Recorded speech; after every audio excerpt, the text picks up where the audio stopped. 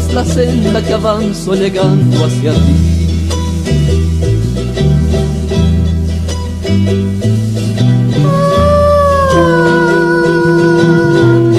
Levanto la vista y el cielo lo encuentro cuajado de luces, brillos transparentes de gama prismal. Y mis ojos brillan despidiendo mil centellas, y de ellos brotan gotas transparentes agradeciendo. Mis brazos se alzan y mis pies que van corriendo, mis labios gritan gracias, gracias, Dios mío, gracias. Mi cabello flota por las nubes, mis ojos irradian luz y alegría y miran, mis manos desprenden cuando las extiendo. Miles de flores, miles de aromas, ay,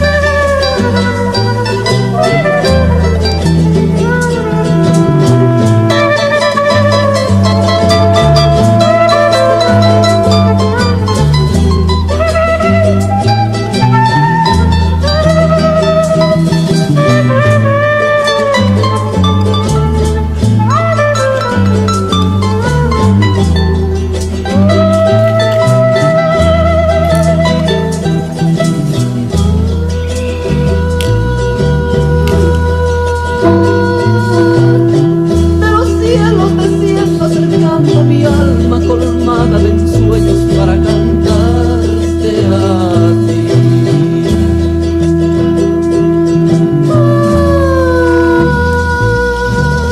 Soy el espíritu aymara que llena la aurora y cubre el ocaso en cada momento que es día y es noche para conducirte. Recibe esta rogativa que te hacen tus hijos, para que le brindes alimento, para que le brindes paz, para que le brindes alegría, para que vivan juntos. A la vez te pedimos perdón por todos los daños que te causamos. Te pedimos perdón por estar escarbando tu vientre. Te pedimos perdón porque a veces no sabemos respetar tu mandato. Madre Tierra, recibe este cariño. Soy el espíritu aymara que llena la aurora y cubre el ocaso en cada momento que es día. El primer contacto que tuvimos con los pueblos originarios de Abya ha sido cuando nos sometieron a juicio para definir si nosotros éramos seres humanos o no.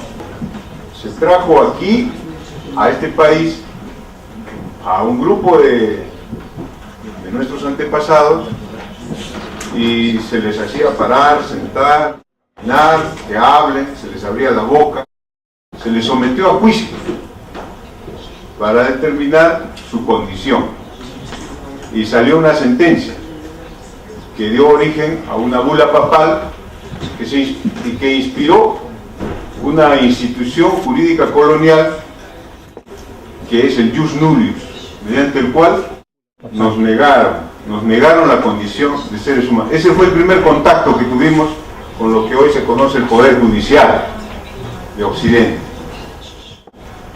Después,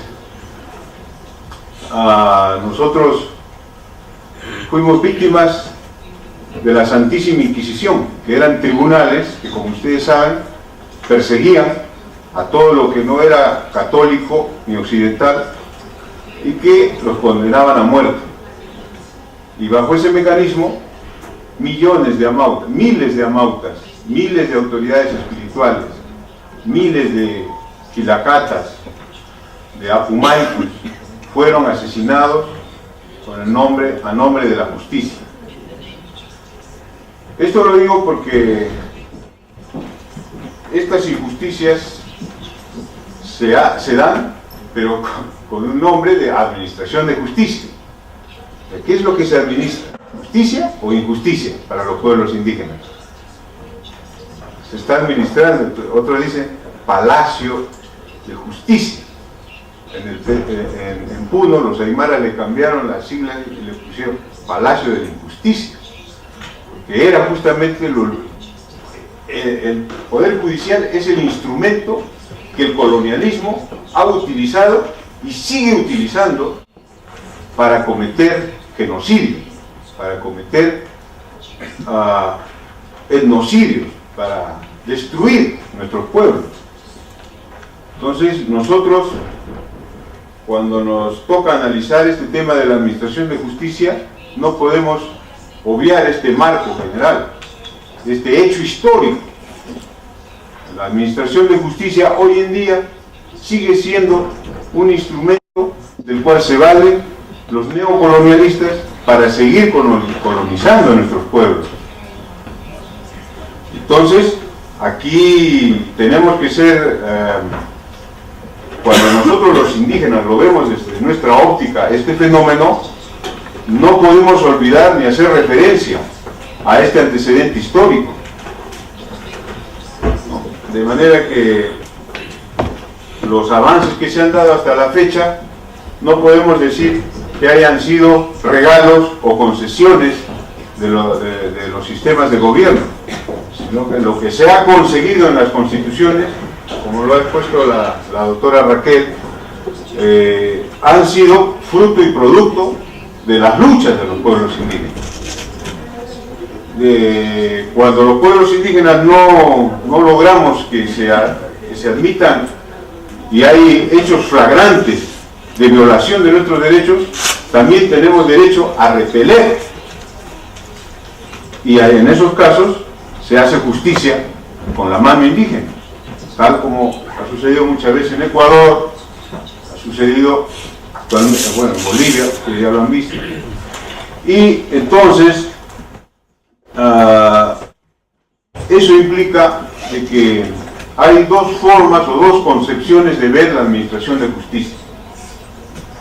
Para la concepción indígena, la administración de justicia no es algo que está separado de las demás funciones de Estado.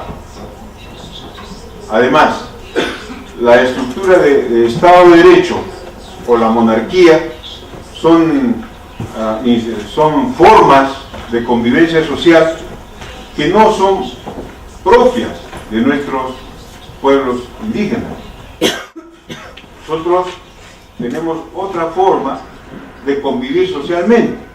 En el caso concreto de la nación aymara quechua, nosotros tenemos el sistema de vida social que se llama el Ayllumarca, que es la organización horizontal de las comunidades sin un organismo centralizador que de forma jerárquica administra o conduce la sociedad. O sea, para el pueblo aymara quechua, digamos, lo que para Occidente es un Estado, para nosotros es el Ayllumarca. Entonces, si partimos de esa estructura, no existe en el sistema Ayllumarca un estamento de gobierno específico para la administración de justicia. No hay. Entonces, la administración de justicia es parte de todas las demás actividades de la vida. Es parte de la educación, es parte de la salud, es parte de las relaciones familiares, que no se da separado, como en el sistema de Estado. En el sistema de Estado se da aquí el poder ejecutivo, aquí el poder judicial, como decía, y aquí los otros poderes, ¿no? El legislativo y el electoral. Entonces, los pueblos indígenas, en el caso de Perú, lo último que pusieron en la Constitución del año 93, como está ahí señalado en el cuadro de la doctora Raquel, se logró que se establezca un artículo un artículo mediante el cual se reconoce la posibilidad de que los pueblos indígenas ejerzan la administración de justicia. En este artículo, la Constitución peruana dice: las autoridades de las comunidades pueden ejercer las funciones jurisdiccionales dentro de su ámbito territorial de conformidad con el derecho consuetudinario. La ley establece las formas de coordinación de dicha jurisdicción especial con los juzgados de paz y las demás instancias del Poder Judicial. Es decir, la Constitución da esta posibilidad de que las comunidades dentro de su jurisdicción, las autoridades tradicionales, ejerzan funciones de administrar justicia. Este derecho, sin embargo, a pesar de estar consagrado en la Constitución, no ha sido implementado, no ha tenido un desarrollo, no existe, no se crearon mecanismos para implementar este derecho. Los presupuestos que recibe el gobierno para administración de justicia, que son fuertes y que últimamente han sido financiados por proyectos del Banco Mundial, en ninguno de los rubros se establece una partida presupuestaria para implementar este artículo, ¿no? Se va por la vía de comprar más libros, comprar más códigos, construir cárceles, construir juzgados, en fin, pero no se ha destinado una parte para implementar eso. Entonces ahí hay una responsabilidad que el Estado peruano tiene que asumir, porque no está implementando esta parte del artículo, esta parte de la Constitución. Ahora, ¿a qué se debe de que no se implementa esto? ¿Qué es lo que sucede?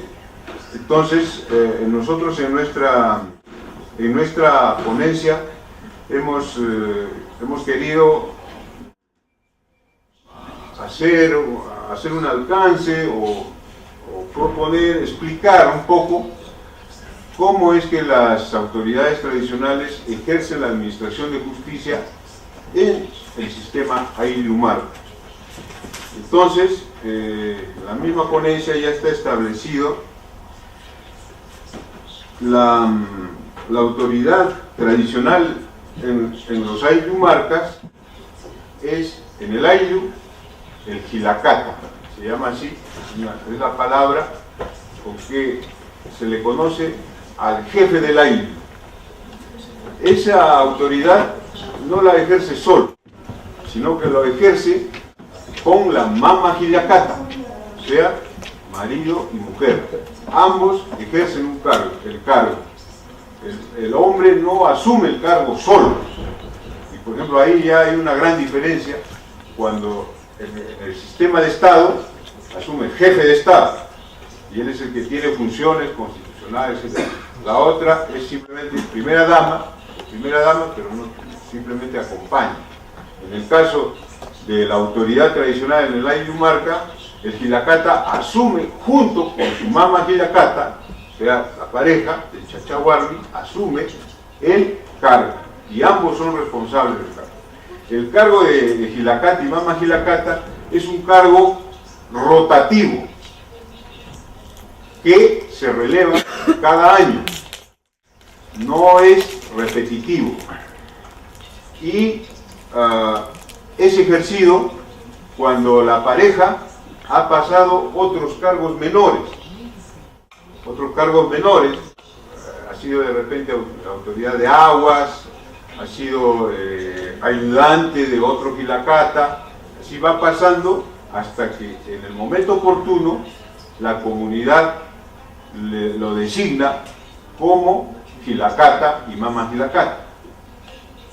Eso es para el núcleo básico que es el Ayllu, que es un grupo de familias. El Ayllu es un grupo de familias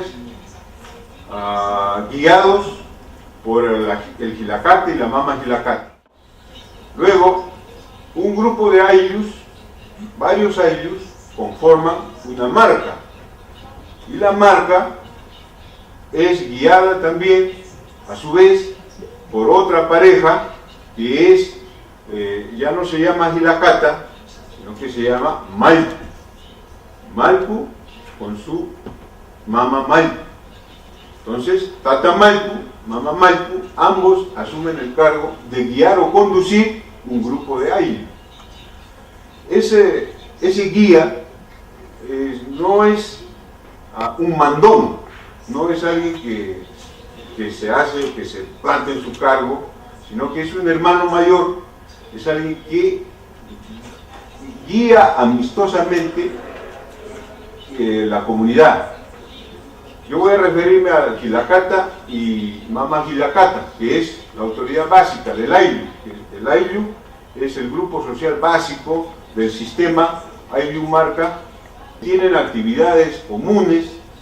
En ese Hilacata y Mama Hilacata tiene funciones diversas.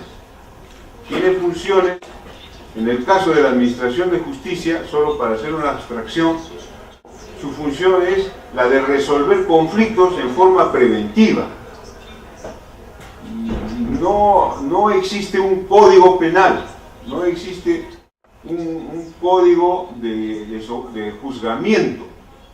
Lo que existe es principalmente fórmulas de resolución de conflictos. Tiene competencia dentro del marco del ayllu, en primer lugar, proteger la niñez y la juventud. El Hilacata y Mama Hilacata tiene como principal función proteger a la niñez y la juventud a través de varias instituciones, como son el Rutuchi, que es la ceremonia en la cual el Hilacata y el Mama Hilacata presentan al recién nacido ante toda la comunidad.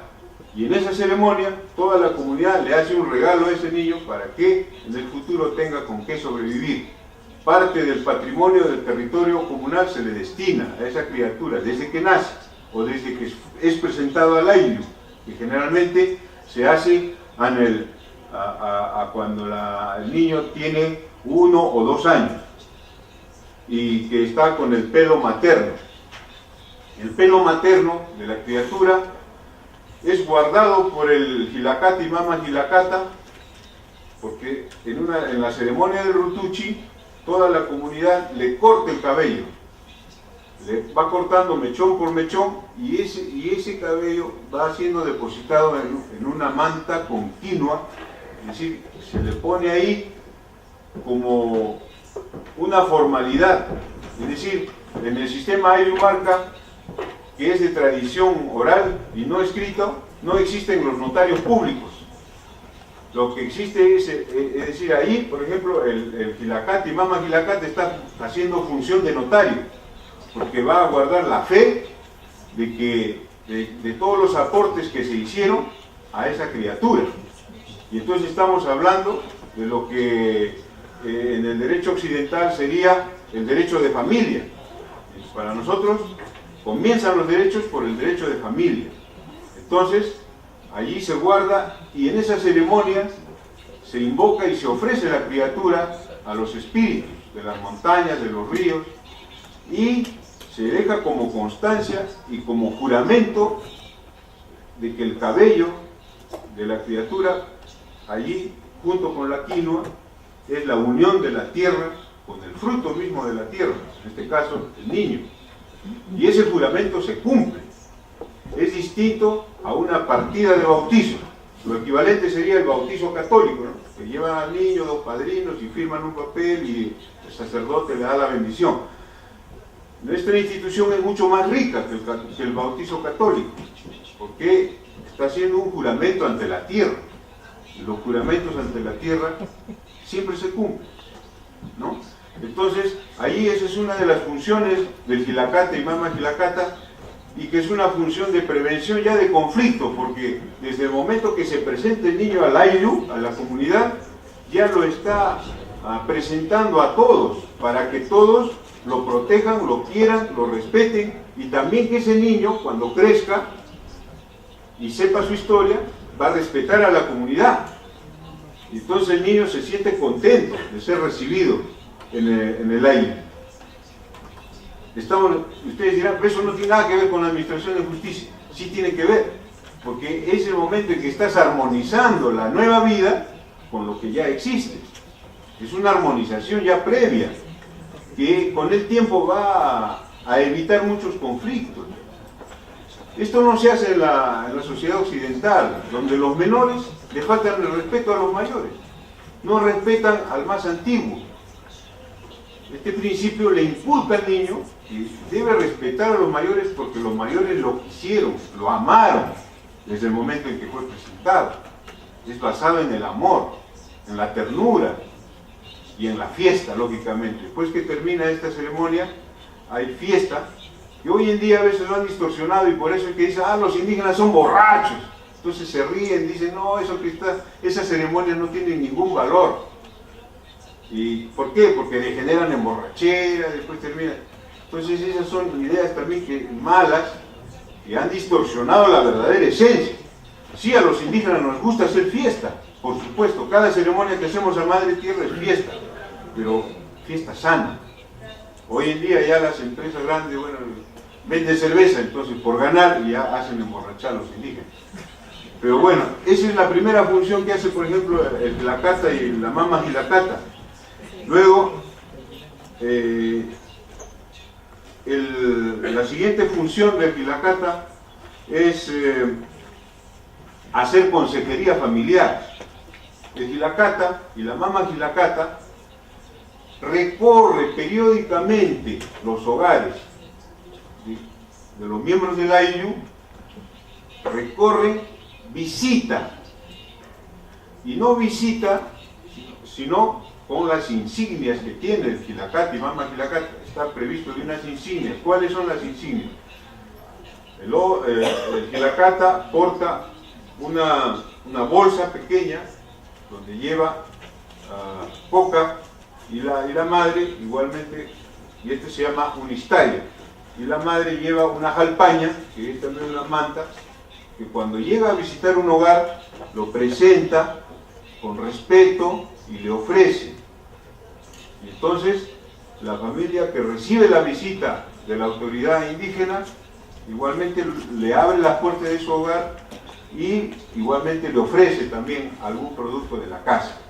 Así se establece una primera relación de visita al hogar, en el cual Jilacata y Mama Jilacata pregunta por los niños, ¿cómo están? ¿Tienen comida? ¿No tienen comida? ¿Qué falta? Es lo primero que pregunta. Luego pregunta cómo están ellos, cómo están sus cultivos, cómo están sus crianzas. Les aconseja, les dice, si hay algo que falla, les dice, ustedes pueden hacerlo de esta u otra manera, porque ya el Jilacata y Mama Jilacata tienen experiencia. Y la familia le obedece, le cree, porque la autoridad de Jilacata y Mama Jilacata no es una autoridad que se da con una escritura, no va a la autoridad y dice, yo acá tengo mi nombramiento y por tanto en este papel y tú me tienes que obedecer. No hay ese papel. Lo que hay es un reconocimiento natural. El Jilacata es representante del Tata Inti, del Padre Sol, y la Mama Jilacata es representante de la Madre Luna. Es como que el Sol y la Luna vengan a visitar a la casa. No se puede decirle al Sol, párate ahí, el Sol va a seguir girando. Entonces es algo que no es producto de la idea del hombre, no es producto de un papel firmado. Entonces el Jilacata y Mama Jilacata les aconsejan, y sus consejos son sabios y son aceptados. Entonces ustedes dirán, eso no es administración de justicia. Eso es administración de justicia, porque le está diciendo lo que debe hacer, el respeto que debe tener a los demás y el respeto que debe tener a la Madre Tierra. Esa es otra cosa. La justicia en el sistema occidental solamente ve la armonía entre los hombres. En cambio, la justicia dentro de la Ayumarca ve, vigila y promueve la armonía que debe haber entre los hombres, las familias, las madres, todos, y también su relación con la Madre Tierra. Le aconseja cómo debe cumplir sus ceremonias rituales, le enseña cómo debe ser. Muchas veces va acompañado del guía espiritual, que es otro, que se llama Yatiri, y con el Yatiri le enseñan, y si es posible hacen ahí la ceremonia si es que la familia no lo hizo. ¿Eso es administración de justicia? Es administración de justicia porque le está enseñando sus deberes. y está ayudando a prevenir. Luego otra función que tiene es, hace sesiones espirituales, en las cuales se puede ahí hacer indagación sobre delitos, cuando va acompañado del yatiri, y se hacen ahí consultas, es una reunión espiritual con los espíritus, y se logra a veces saber datos sobre algún delito, algún robo, algo que se haya cometido. Luego, el mismo Jilakata y Mamá Jilakata está encargado de los compromisos comunitarios entre comuneros y con la Madre Tierra. Es decir, da fe de los contratos, de los pactos que se hacen entre familias, del traslado de parcelas, de compromisos matrimoniales. Cuando dos jóvenes, generalmente dentro del Ayllu, el ser humano ya a los 15 o 14 o 15 años ya prácticamente está ya maduro. En el sistema occidental recién a los 18 dice que recién puede adquirir su mayoría de edad. De 14 a 15 ya esa criatura ha pasado por muchas etapas y ya está en condiciones de juntarse y hacer su propia pareja, del enamoramiento. Los 16, 17 años es la época en que ya se comprometen. Entonces la autoridad tradicional ya comienza a hacer esos compromisos matrimoniales, esos acercamientos comunitarios, y eso es función de la autoridad. Eso es administración de justicia. Eso es administración de justicia, pues, porque está preveyendo, está haciendo acciones previas para que el matrimonio, cuando se juntan, sea matrimonio sólido, que sean para siempre, no endebles. Cuando se hace un matrimonio con un papel, ese papel cualquier rato va, la misma persona no lo anula y ya, eso no es endeble. En cambio, el compromiso dentro del Ayllu Marca es más fuerte. Y además, cuando ya dos parejas logran comprenderse para unirse ante el Jilakata y Mamá Jilakata, entonces quiere decir que están evolucionando, está garantizando la evolución y la madurez de las personas. Garantizan el amor. Hay personas que toda la vida se quedan sin pareja en Occidente. En cambio, en el sistema Ayllu Marca siempre encuentran a alguien que lo ame. Es triste vivir sin que nadie lo ame a uno, ¿no? Bueno, pero en el sistema Ayllu Marca, sí, tiene que tener pareja. Además, es requisito indispensable para asumir cargos. Porque si no, ¿cómo podría ser algún día Jilakata o Mamá Jilakata? Guacho no puede ser. Entonces, el sol no puede estar separado de la luna. Bueno, entonces, otra función que tiene es de que establece la consejería a las autoridades. Hay autoridades internas dentro del Ayllu inferiores al cargo de Jilakata y Mamá Jilakata, ¿no?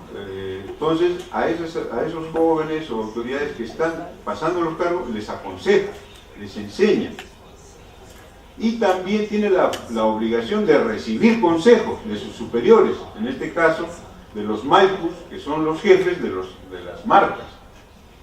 Ellos están en la obligación de recibir consejos de cómo cumplir sus funciones. Es decir, la consejería es el doble sentido, y de esa manera va a cumplir sus funciones como debe ser. Luego tiene la función de hacer conducir en forma armónica las tierras y las aguas de la comunidad. Las tierras y las aguas de la comunidad es lo principal para el Ayllu. Tenemos una relación madre-hijo con las tierras, con las aguas. Y los animales son nuestros hermanos, es nuestra vivencia. Y eso tiene que irlo aprendiendo. Entonces, ese aprendizaje lo da el Jilakata y la Mamá Jilakata. Le va enseñando cómo conducir las tierras y las aguas, respetándolas como lo que son, nuestras madres. Luego, también tiene función de hacer conciliaciones familiares, en conformidad a la enseñanza tradicional. Es decir, lógicamente, como en cualquier sociedad, hay momentos en que surgen conflictos entre la familia. Entonces, tiene la obligación de ir y llegar a una conciliación. En este sentido, existe una institución que se llama el TINCU, en el cual es un mecanismo mediante el cual el Gilacata y Mama Gilacata lo practica, y consiste en que ambos bandos en conflicto los llama y cada uno tiene que venir.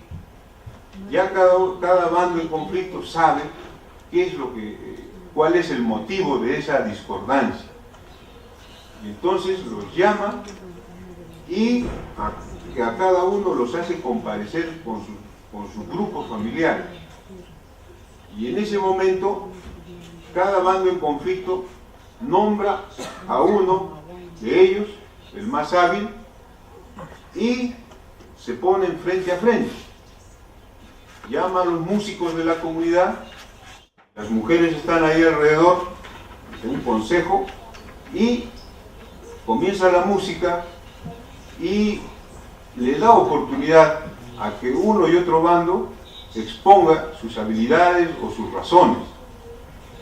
Cuando termina esta fase, si no se ha logrado la conciliación, a cada uno de los miembros de los bandos en conflicto le da un látigo, y entre ambos les dice: castíguense y perdónense, y lo hacen. Entonces tiene que castigarse y perdonarse. En el primer latigazo que recibe uno y el otro, y entonces en ese momento le pide perdón. Y a ratos, cuando demora mucho, el conflicto es muy... Entonces pueden pasarse horas dándose de latigazos ahí, pero es un momento de catarsis comunal en el cual, y llega un punto en que ya las mujeres que están ahí de observadoras dicen basta, y los separan, y cada bando, y con eso se ha resuelto el conflicto en forma pública. Eso se llama el TINCU, el encuentro. Es más amplio, ¿no? Eso sería materia justamente de una tesis, el TINCU, pero bueno. Luego tiene otra de las funciones, es los compromisos individuales y comunitarios con relación a la tierra, es decir, de hacer conocer el calendario de actividades. El calendario de actividades no es un plan de gobierno, como diríamos, ¿no? El Estado tiene su plan de gobierno, entonces dice: tal día vamos a hacer tal cosa, tal otro día vamos a hacer tal obra, va a tener tal presupuesto. No, para el Gilacata y Mama Gilacata, el plan de gobierno sería prácticamente el calendario cósmico. En tal fecha, cuando es verano, hay que preparar la tierra. Cuando llueve, ya la tierra tiene que estar barbechada, entonces va a caer la lluvia, la va a remojar, y en fin, son leyes que nacen del conocimiento de la tierra, el movimiento, el calendario. Entonces el Gilacata y Mama Gilacata enseñan ese calendario. ¿Eso es administración de justicia? Sí, es administración de justicia, pues, pero preventiva, porque le está enseñando, y de esa manera que cuando va a sembrar o va a hacer la actividad de pastoreo, no va a perder, o sea, no va a ser pobre, porque estará sembrando y criando en el momento oportuno. Entonces está asegurando, está haciendo la seguridad alimentaria. Por tanto, no va a tener que salir a robar. Trabaja y cumple las leyes, las normas que le está dando la autoridad, ya está avanzando. Por último, tiene las funciones de registro de sitios sagrados para infundir su respeto. Registra y lleva y dice, ¿no?, tales lugares son los sitios sagrados que deben respetarse. Entonces también tiene una función un tanto espiritual. De manera que esta institución, por ejemplo, no ha sido desarrollada ni implementada por la legislación nacional, a pesar que en la Constitución se la reconoce, ¿no? Entonces, lo que nosotros proponemos es que de este seminario se podría institucionalizar, se podría, esta institución, esta forma de administrar justicia sea reconocida. Nosotros creemos que ante la pregunta que ha hecho nuestro relator especial de aquí, ¿qué vamos a sugerir? ¿Cambios estructurales o cambios domésticos internos nada más? Yo le entiendo la pregunta cuando dice, ¿qué quiere usted? ¿Una llanta nueva o solamente quiere usted poner parches a la llanta? Yo creo que nosotros los indígenas no queremos estar poniendo parchecitos a la llanta por aquí por allá, en cuanto se va a volver a reventar la llanta. Nosotros queremos algo nuevo, ¿no? Algo que sea verdaderamente adaptable a nuestra realidad. Porque entonces yo lo que quiero pedirle encarecidamente al relator especial ante su pregunta es que lo que nosotros queremos son cambios estructurales, sobre todo, porque la concepción de justicia es distinta. Ahora, el acercamiento y la buena relación es de que uno le reconozca valores al otro y el otro de igual a igual, no subordinado. Entonces, ese es el problema de las constituciones. En el caso que nos ha expuesto Raquel, dice dentro del marco de la Constitución, de las leyes, y el otro dice del bien común, encima le agregan, o sea, le ponen un montón de requisitos. Entonces ya ahí nada, nos dan las obras, ¿no? No, eso no queremos, porque no va a funcionar. Ya están 511 años practicando ese paternalismo, no va a funcionar, no funciona. Entonces, tenemos que postular por una nueva estructura en el sistema de administración. Gracias. Voy a terminar diciendo, solicitando al señor relator especial que ponga en sus peticiones ante la Comisión de Derechos Humanos que los informes periódicos de los estados sobre el cumplimiento de los instrumentos internacionales deben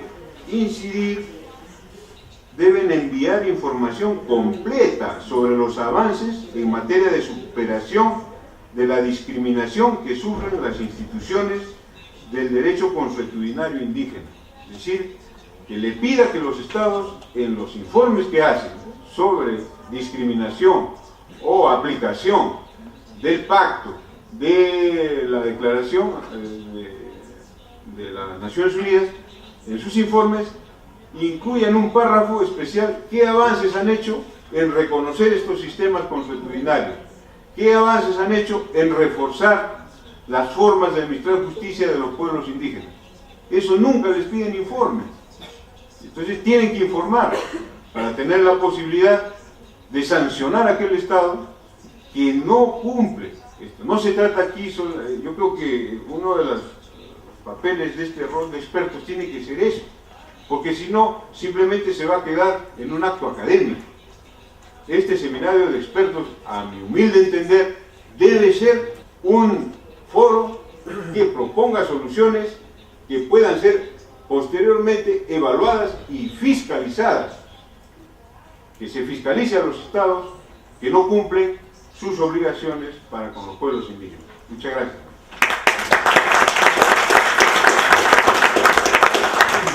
Estamos cumpliendo un designio que, si bien algunos lo dirán, esto es místico, pero también tiene algo de ciencia, y eso lo comprueban en las líneas de Nazca, lo comprueban grandes científicos que se dan cuenta de que estamos en un ciclo nuevo que para nuestra concepción es la cura de la tierra, o sea, de volver a entrar a un periodo de armonía. Por eso se llama Pachacuti, la tierra y la cura. Y ese nombre es el que ha tomado el movimiento Pachacuti, que ya tiene una resonancia a nivel continental, Bolivia, Ecuador, y por eso es que estamos nosotros comprometidos y estamos cumpliendo ese designio. Por eso nos sentimos también seguros de hacer lo que estamos haciendo. No titubeamos, no titubeamos porque hay realidades que nos comprueban esto. Nosotros estamos viviendo un proceso nuevo de descolonización, porque si bien la colonización tal como era precisamente cuando llegaron los invasores europeos a nuestro continente con ansias de riqueza material, vivimos un proceso en el cual todos lo conocen, la colonización, pero cuando se instalaron las repúblicas, dijeron, bueno, aquí se acabó la colonización, y se van los virreyes y quedan los presidentes. Pero los presidentes siguen gobernando como virreyes, siguen acaparando el poder, y las democracias las han convertido en una máscara, en una careta, en la cual a nosotros no nos hacen tomar parte. Y entonces ese nuevo proceso más sutil de colonización es el que en Naciones Unidas todavía no lo comprenden. Ellos allí están instalados los actuales estados que nos oprimen, con voz y voto, con una banca en la Gran Asamblea, y ellos dicen, no, nosotros estamos acá cumpliendo con todos los requisitos de una democracia. Nosotros les damos a los indios la posibilidad que voten, la posibilidad de que tengan jueces, les damos educación, salud, religión, les damos todo. Y entonces no es así, porque al contrario, ellos utilizan mecanismos de pedir apoyo al financiamiento internacional a nombre de nosotros, pero nunca llega. Y entonces es una nueva forma de colonización, y ojo, que en un proceso de colonización o neocolonización, el que coloniza, aunque se sienta ganador, pero nunca vive tranquilo en su conciencia. Entonces, ¿a quién hace más daño este nuevo proceso de colonización? Así lo entendemos, y bueno.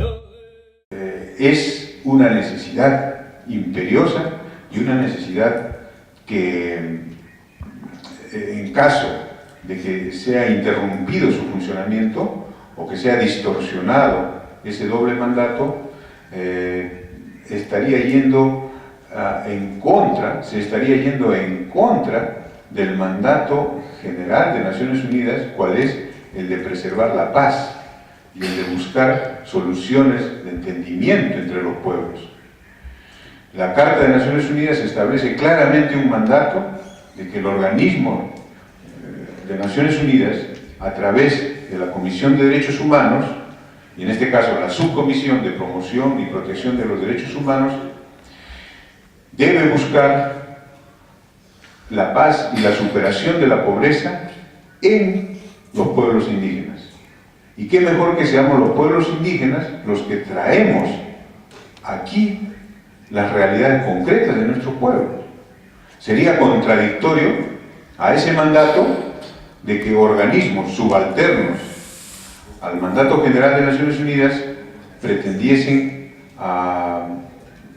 hacer cambiar o desaparecer el grupo de trabajo, argumentando dualidad de funciones.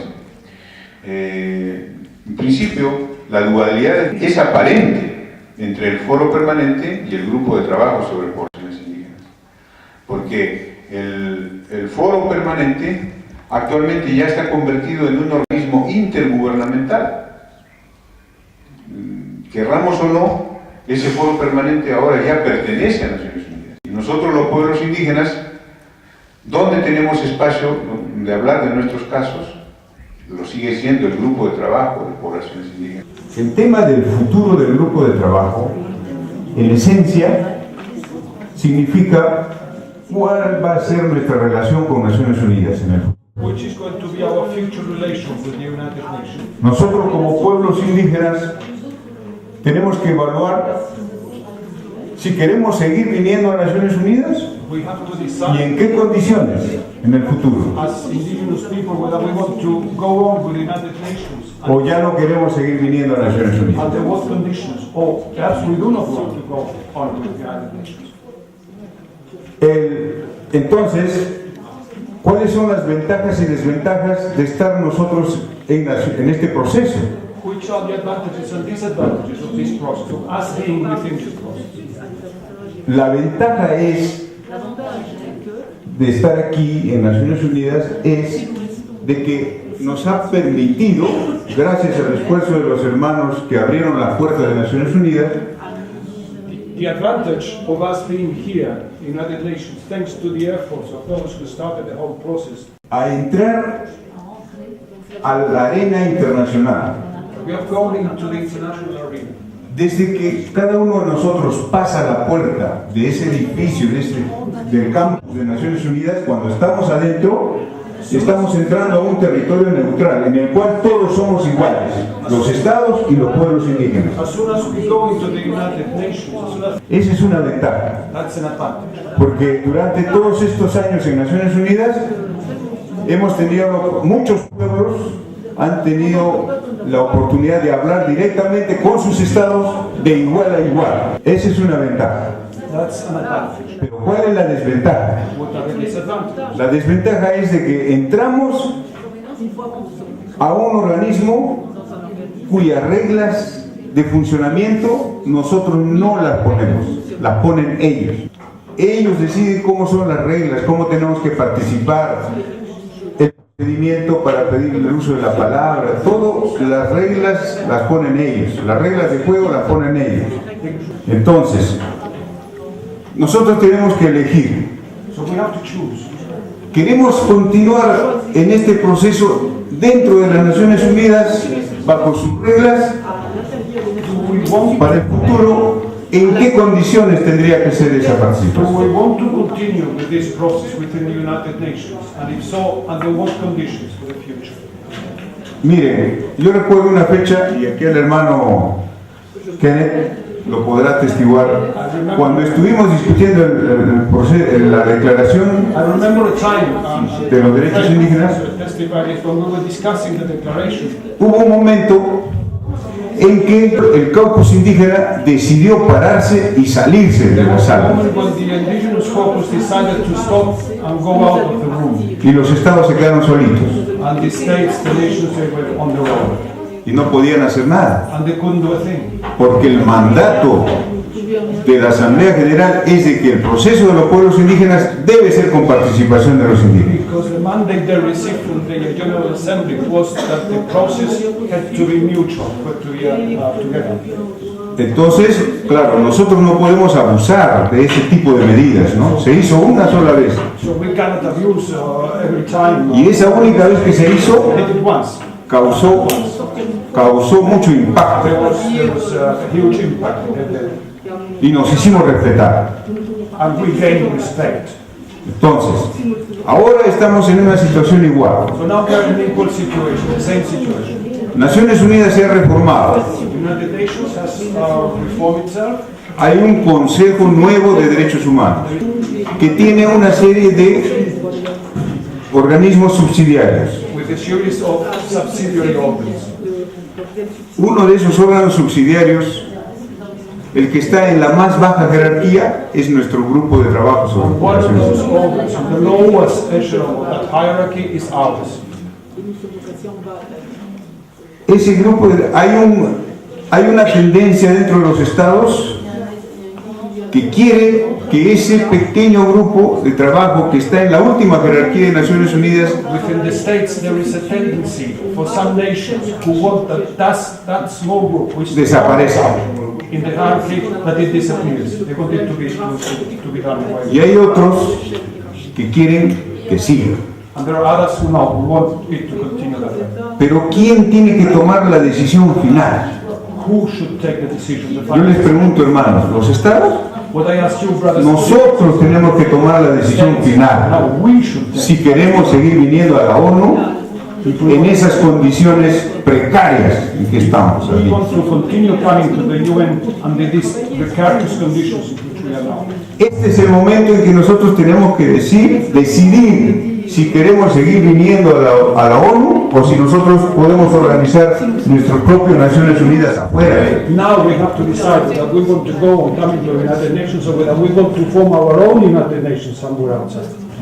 Parece que las condiciones todavía no están dadas para que nosotros hagamos nuestras Naciones Unidas indígenas afuera. It seems Todavía that no. not all the conditions are together so that we can Parece que proceed. vamos a tener que seguir adentro de la ONU. It seems that we will have to go on working within the United Nations. Pero tenemos que continuar en mejores condiciones de como veníamos participando. We have to achieve better conditions than we had before. Ya hemos ganado en el foro permanente.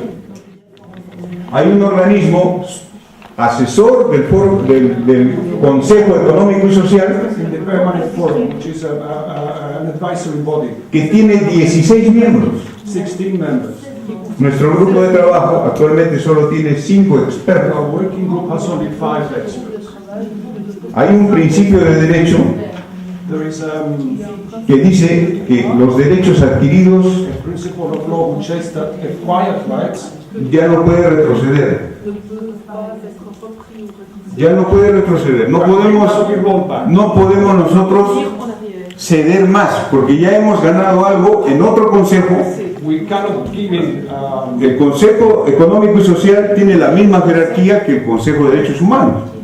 Y en ese otro consejo tenemos un organismo compuesto por 16 miembros And within that, y donde ingresan libremente cualquier hermano que se autoidentifique como indígena, we have a body with 16 members, sin ninguna limitación. and each indigenous people who represents its own people can go in. without Entonces tenemos que avanzar, So we have to go forward. tenemos que pedir que el grupo de trabajo se convierta en un organismo con mayores poderes incluso de la jerarquía que tienen en el foro What we permanente. have to ask is that the working group has more competencies than it has now. Estoy diciendo que el grupo de trabajo sobre poblaciones indígenas debería tener como mínimo 16 miembros. ¿Podemos pedir más? 20 miembros. Ask for more, 20. 8 y 8. No tengamos miedo, hermanos. Shouldn't be afraid. A nosotros nos han tenido asustados siempre en este proceso de Naciones Unidas. Yo que estoy viviendo los años, siempre nos mandan cupos, nos asustan, nos amenazan. Dice, si pides mucho, te vamos a votar. Dice, And because they say if you ask for nos han tenido amordazados. we will put you out. Y muchos hermanos tímidos, They didn't entonces ya no pedían nada. Ah, no, no, hermano, esos tiempos ya se acabaron. Hoy en día tenemos una declaración aprobada por el Consejo de Derechos Humanos. Those times are over. Now we have Las condiciones ya no son las mismas como antes, council and the que conditions tendríamos que temblar. that we were trembling. Ahora nosotros tenemos que poner condiciones. Now we are the ones who have to impose. Nosotros somos seres humanos igual que ellos. We are human beings. Nosotros tenemos naciones igual que ellos, mejor naciones que ellos, de sus estados. Entonces, nosotros podemos pedir que este grupo de trabajo What we can ask is tenga that más jerarquía, you should be que higher sea in the hierarchy. en el mismo nivel que el Consejo At the same level de Derechos Humanos, as the Council of Human Rights. como organismo de asesoramiento, de As an consejo, advisory body. y que esté conformado por los hermanos indígenas, And the membership should be from the indigenous brothers. mínimo 10, 10 at the y minimum. otros 10 que pongan los estados, para estar de igual a igual. 10 from the states ¿Cuál sería el mandato? on an equal basis. El mandato sería de que hagan proposiciones de nuevas normas internacionales. They should make proposals for new international norms. Ese es el principal mandato, que no debemos soltarlo, That is the principal mandate. We shouldn't give in on that. porque los estados que quieren desaparecer el grupo de trabajo son los que no quieren que se establezcan nuevas normas. Those states who want the working group to disappear are those who don't want new norms. Y si no hay nuevas normas, If there are no new norms, entonces nuestro proceso se paraliza. then our whole process will be paralyzed. Hasta hoy hemos logrado nuevas normas, Up to now, we have got hemos logrado nuevos mecanismos new rules, new mechanisms, y no podemos parar, and we cannot stop now. porque en esta carrera el que se para pierde.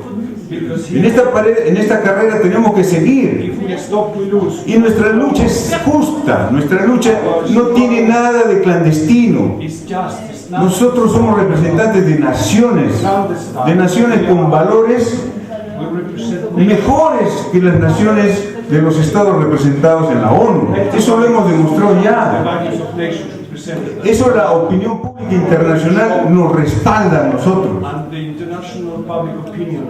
Entonces, este es el momento de ponernos fuertes So this is the moment we should adopt strong y decirles, si queremos seguir dentro de la ONU, and tell them if we want to go on with the bajo estas condiciones, en el Consejo de Derechos Humanos, bajo estas condiciones. don't mix it up with the permanent. Dentro del Consejo de Derechos Humanos tiene que haber un organismo que se encargue de los asuntos indígenas. Within the council. Eso es lo que querían los jefes indios, Mohawks, Apaches, cuando llegaron aquí.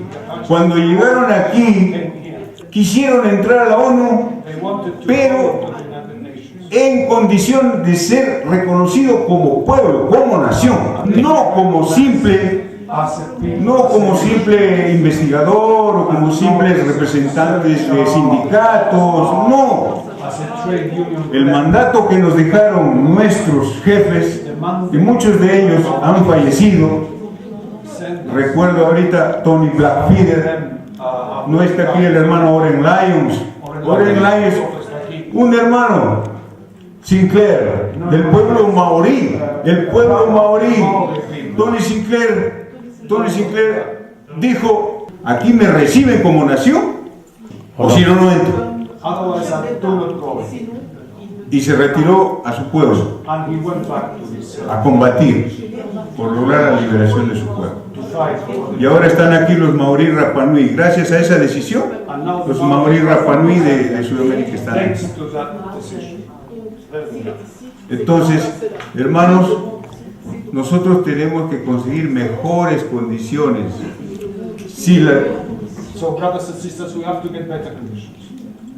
Si no entramos en mejores condiciones, yo mismo diría, hermanos, retirémonos de aquí.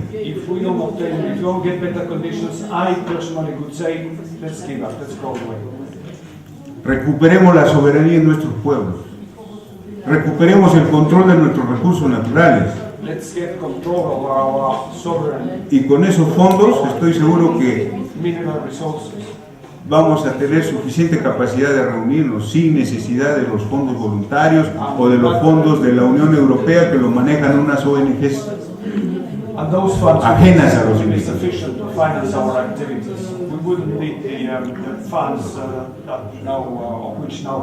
No tengamos miedo a la falta de financiamiento, hermanos.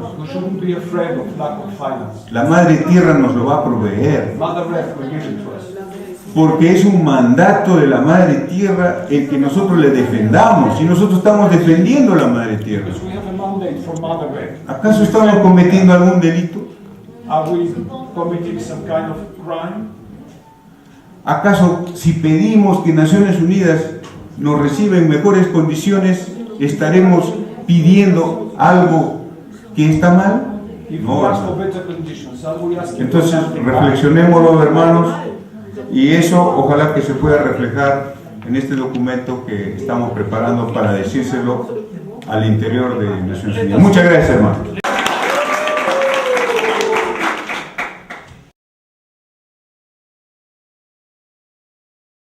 Las respuestas que ha dado el funcionario del Banco Mundial, en el cual dice que el banco no es un Estado. Eso lo sabemos, señor. Pero el Banco Mundial es más que un Estado, porque a todos los estados y a todos los gobiernos de Latinoamérica les da fondos, inmensas cantidades, los fondos de la comunidad internacional. Ustedes les prestan a los bancos de América, a los gobiernos de América Latina, para que hagan programas de desarrollo que son contrarios a los intereses de nuestros pueblos y a los derechos de nuestros pueblos. La mayoría de los préstamos que ha hecho el Banco Mundial a los gobiernos de América Latina han sido para destruir nuestros territorios, para sacar nuestros recursos naturales, para eliminar comunidades indígenas. Y entonces, en ese sentido, yo quisiera que cuando usted tenga usted a bien dar una información un poco más adecuada para nosotros, que venimos a escuchar vuestras exposiciones, pero queremos también honestidad por parte de ustedes. Yo quisiera hacerle una pregunta, porque en el caso de Perú y en Bolivia se ha venido implementando una serie de acciones con el prurito de hacer programas de desarrollo sostenible, y en esos programas principalmente se han abocado a la Amazonía. El Banco Mundial está penetrando en la Amazonía. En el caso de Perú hay un proyecto que tiene para supuestamente elaborar una estrategia de zonas o áreas reservadas conducidas por los pueblos indígenas. Hasta este momento sabemos que se ha hecho un desembolso, pero los pueblos indígenas en ningún momento han sido convocados para hacer esa estrategia. Y entonces los hechos, si bien es cierto, puede decir que ha habido una convocatoria, pero esa convocatoria ha sido completamente manipulada y el proceso de consulta se maneja en niveles cerrados. De manera que nosotros estamos constatando aquí de que el discurso que ustedes manejan es perfectamente coherente con las acciones que hacen allá actualmente, es decir, una política de apoyar el concepto de desarrollo que ustedes tienen, lo cual para nosotros es destrucción, y lo que para nosotros es destrucción, de repente para ustedes es desarrollo. Es decir, estamos manejando conceptos completamente distintos, y el resultado es de que durante toda la historia del Banco Mundial, hasta este momento, no hay ningún proyecto ni ninguna inversión que haya sido favorable para los pueblos indígenas en Sudamérica. Se lo aseguro, y ahí están los hechos. Por eso es que estamos viniendo cada vez más delegados indígenas a Naciones Unidas para reclamar esto, y a nosotros realmente nos tiene preocupados. Entendemos que ustedes quieren cambiar de política, pero con actitudes como las de ustedes, de venir a exponer parcialmente la información o a querer tergiversar, entonces eso nos preocupa. Solamente quisiera decirle y que me responda con precisión cuáles son las inversiones que se está haciendo en ese proyecto del Banco Mundial en el Perú, que afecta a los pueblos indígenas de la Amazonía. Muchas gracias.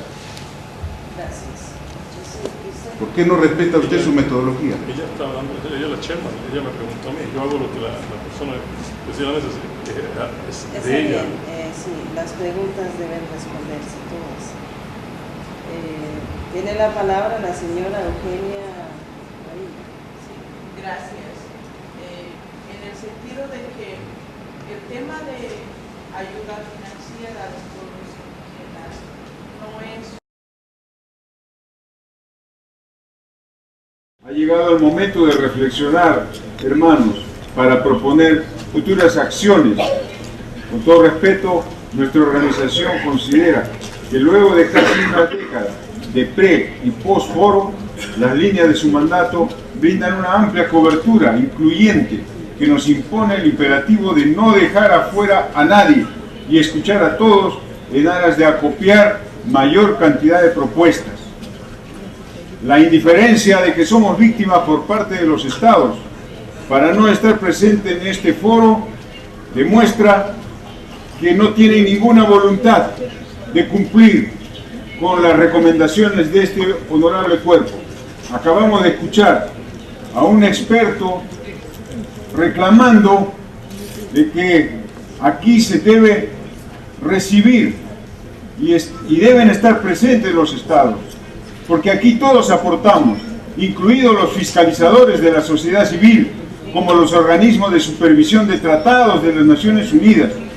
Es el caso del Comité de Tratados que en el mes de abril de 2009, en el caso Puma Puma contra Perú, en que evalúa la situación del pueblo Collana Aymara, a que pertenece la autora, estableció que el Estado parte violó el artículo 27 del Pacto de Derechos Civiles y Políticos e impone la obligación a todos los estados, por extensión jurisprudencial, a respetar el consentimiento previo e informado de los pueblos indígenas, superando las corruptelas de la mera consulta.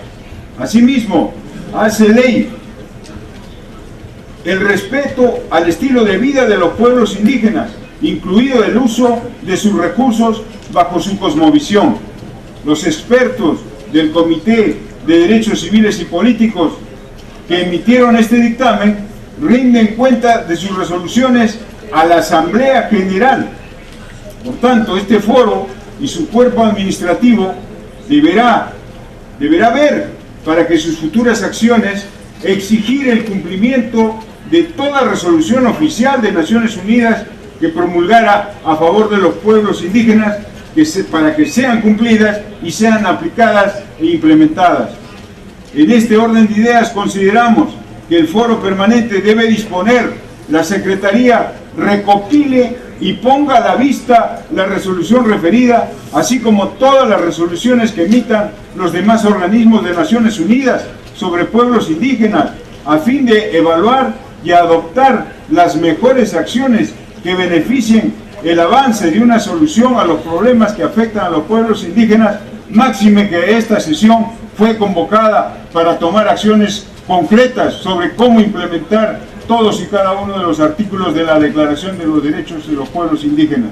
Sin embargo, existen también otras situaciones de urgencia a las que el foro puede dedicar desde la sesión, porque nosotros desde la sesión anterior hemos solicitado al foro dedicar una tarde completa de debate sobre el tema de los trabajadores migrantes, que en el caso concreto de los indios que han inmigrado a este país desde el resto del continente, son asediados cotidianamente en las calles, plazas donde transitan, bajo el pretexto de afectar a la calidad de vida de la ciudad, y por vivir en un pueblo las casas pierden su valor.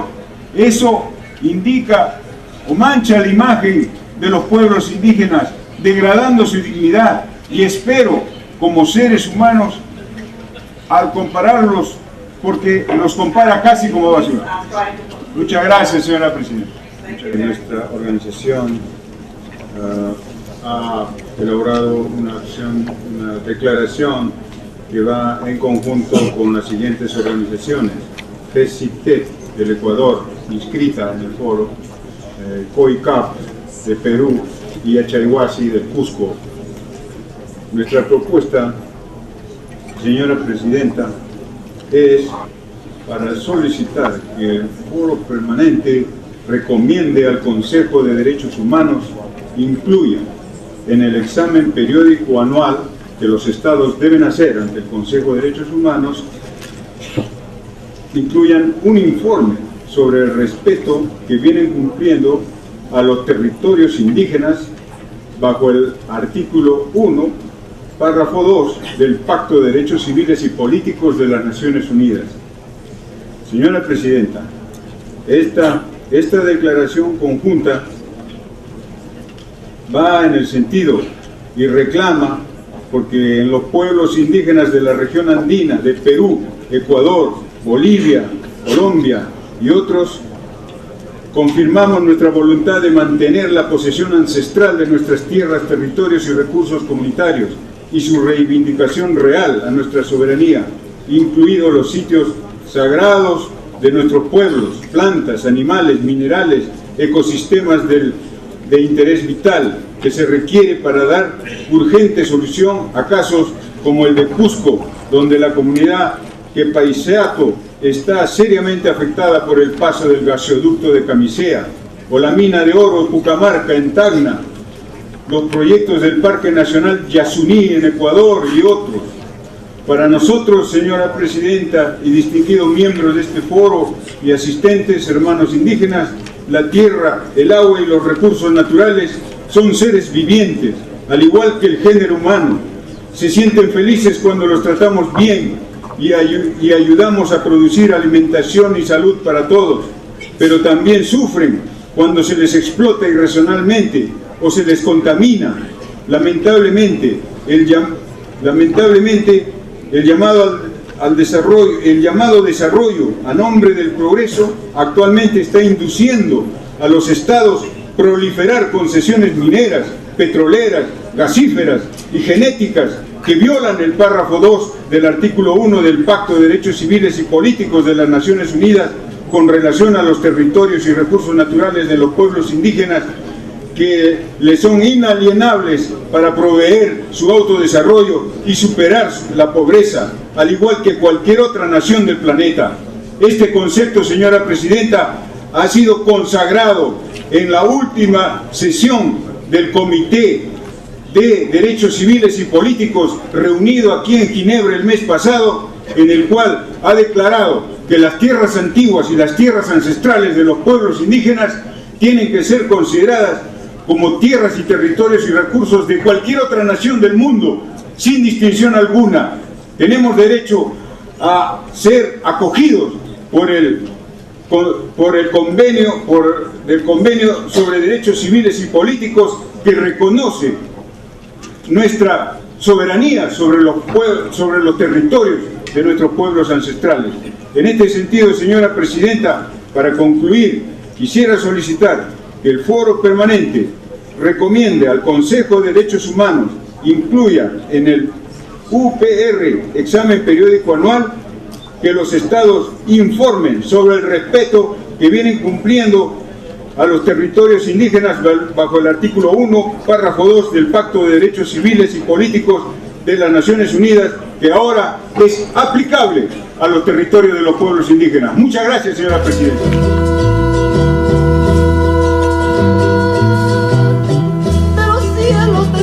Acercando mi alma colmada de ensueños para cantarte a ti.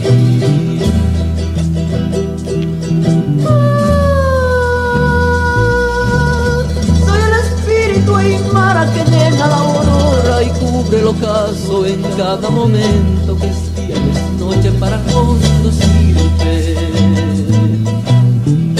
Cuando abro los ojos y dice una luz que hace vida y crea todo y crea nada,